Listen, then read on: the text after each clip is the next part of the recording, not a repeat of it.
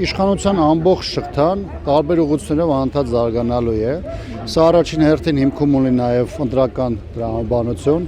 դաշտից հանել կամ թույլատնել բոլոր այն ուժերին եւ գործիչներին, որոնք ունեն հնարավորություն այդ պայքարում հաջողություններ արձանագրելու եւ իշխանության համար խնդիրներ ստեղծելու։ Դավիթ Համբարձումյանի շուրջ ստեղծված այս իրավիճակը այդ ընդհանուր process-ի մի կարևոր մասն է կազմում, կարևոր ինչ եմ ասում, որովհետև հանրապետականի բարձրացրած օրակարգը այդ պահին քաղաքական դաշտում միակն էր, որը քաղաքական հանգուցալուծում ենթադրում էր ընտրություններից դուրս միջև ընտրական process-ները, որովհետև ընտրությունների այս համատեքստում արդեն իսկ պարզ է իշխանությունը ոնց է վարվելու, ոնց է